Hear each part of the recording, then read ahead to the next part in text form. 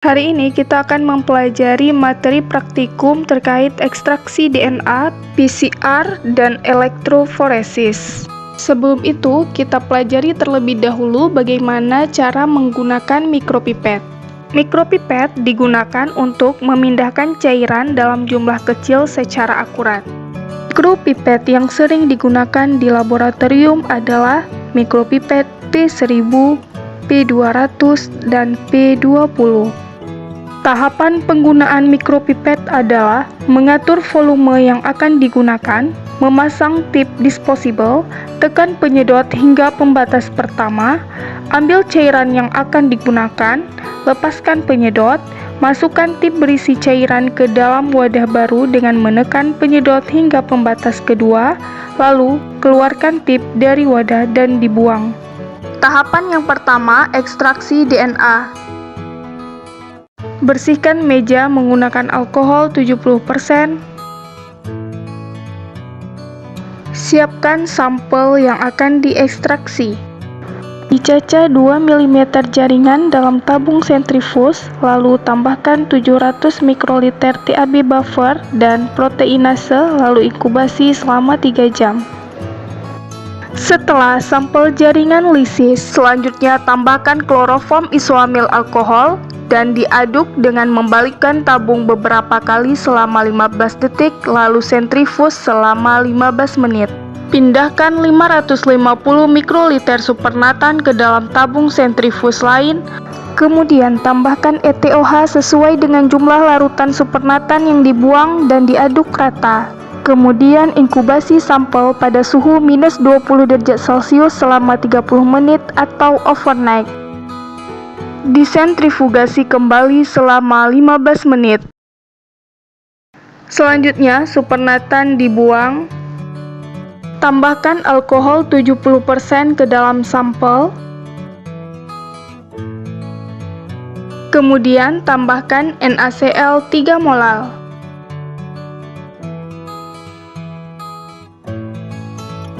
Aduk rata dengan membalikkan beberapa kali.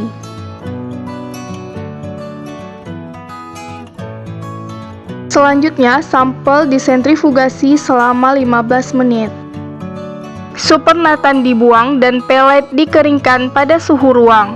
Selanjutnya, larutkan kembali pelet dengan DDH2O. Ini adalah detail dari proses ekstraksi DNA. Dilanjutkan dengan PCR.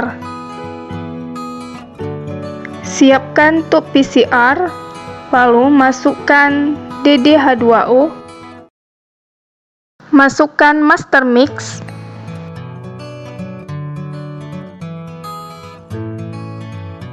kemudian masukkan forward primer dan reverse primer.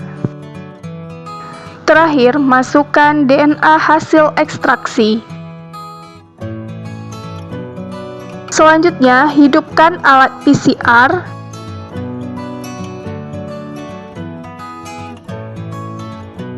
Buka tutupnya, lalu masukkan tub berisi sampel. Selanjutnya, atur suhu dan waktu sesuai dengan protokol yang digunakan. Suhu yang diatur meliputi denaturation, annealing, dan extension. Lalu, pilih menu Start. Setelah selesai, keluarkan tub dari PCR.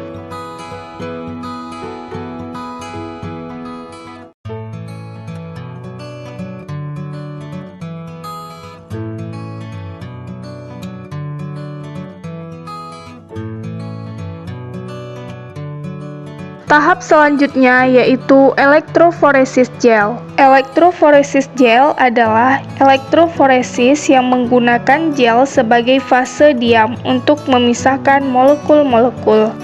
Tahapan yang pertama adalah pembuatan gel agaros. Tentukan konsentrasi gel yang akan digunakan, selanjutnya timbang agaros sesuai kebutuhan. Kemudian, gel agaros dimasukkan dalam gelas beker, lalu tambahkan TAE buffer 1 kali. Selanjutnya, gel agaros di microwave hingga berwarna bening. Tambahkan gel red stain ke dalam larutan agarose.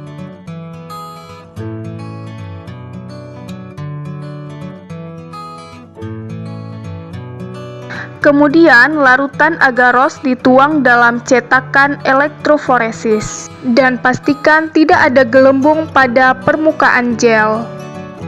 Selanjutnya, pasangkan sisir pada cetakan elektroforesis. Setelah gel agarose mengeras, pindahkan sisir, lalu letakkan gel ke dalam alat elektroforesis. Alat elektroforesis sebelumnya telah diisikan dengan TAE buffer 1 kali. Selanjutnya, masukkan DNA ke dalam sumur gel.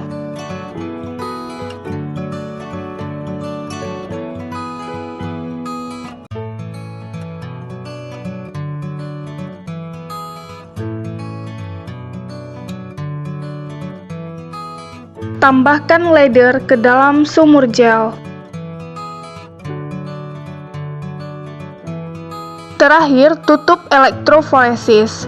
Untuk elektroda positif berwarna hitam, sedangkan elektroda negatif berwarna merah. Hidupkan listrik dengan voltase dan waktu sesuai protokol yang digunakan. Proses elektroforesis akan berakhir ketika warna sudah bergerak sejauh setengah atau 2/3 gel.